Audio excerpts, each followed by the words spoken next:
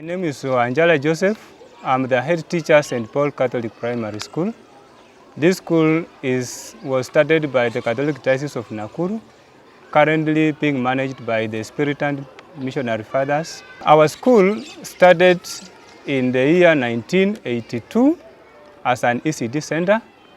By then, it had to run a number of years only as an ECD center with a population of 38 pupils who were increasing gradually. And by the year 2006, we started the primary section. The school was registered in 2013. We sat for our first KCPE exam in the year 2014. The mini score then was 321, having done by the roll of 21 pupils. On matters of education, we are also taking care of 4 different primary schools which are within the parish. That is St. Paul, here in the center. Then there is St. Francis Koriema, there is St. Joseph in Loboi, and St. Barnabas in Sandai. Those are all outstations. So far, the candidates who have done KCPE through this institution are 147 pupils.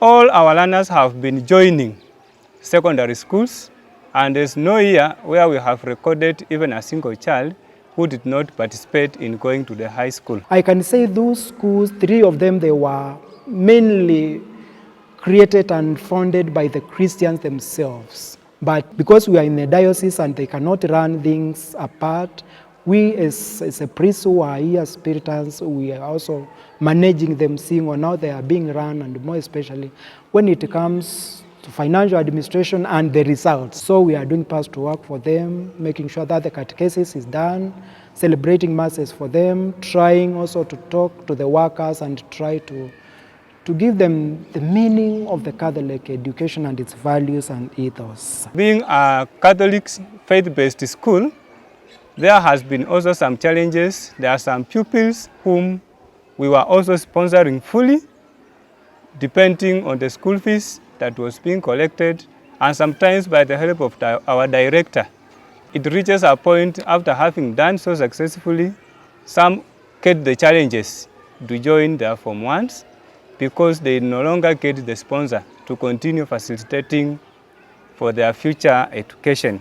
You realize that in most cases, we face challenges, especially in terms of school fees collection, since most of our pupils come from very vulnerable families, and that's why some we end up even not sending them for fees because we know very well they are not going to manage. Sometimes we suffer some setbacks of collecting very few school fees, and that now inconveniences the school progress. Marigat sub-county at large has been having a lot of challenges where most of the children were getting out of education due to early marriages, some get pregnancies. But we thank God that since we started in St. Paul, together with the help of our priests, some of our sisters, our female teachers here, there are some who have been trained by the diocese on the proper handling of a girl child in school. And as a result, our school hasn't recorded any single case of a school dropout of a girl due to such like the challenges in life. We have always done our best. Our former pupils who left the school after their KCPE have always been coming in, and some who have even exceeded secondary schools, they are now in universities. We have some in Nairobi University, about 2. We have Jaramogi University, there are there 5 of them. We have others in various universities. We thank God others have also joined the tertiary colleges, and we appreciate God for the effort because no human being can do it on his or her own.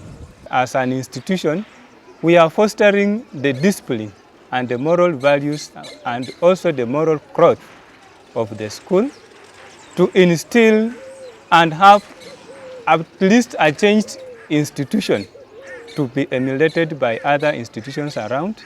And that's why on issue of the spiritual growth and the moral values, we come to experience more parents having the urge and they are more attracted to the school because of such. First of all, we appreciate God for the mission priests to come to support us. If it were not for them, then even these permanently built buildings could not have been constructed, but they have been done by our spirit and fathers in collaboration with the sponsors whom they were citing on their own. We also have a challenge of the dormitories. Our dormitories are made of iron sheets, and we would wish, if possible, to improve the dormitory sector and also try to connect the water and the showering points that are modernized, and also try to modernize the dining. Our dining hall is completed, but it has no chairs, benches for the pupils to sit on and have their meals. So those are some. God has enabled us to be where we are. The population currently of the school stands at 524. We have 264 girls and 257 boys. At the starting point, the population was very low, but has been growing gradually through the graces of God.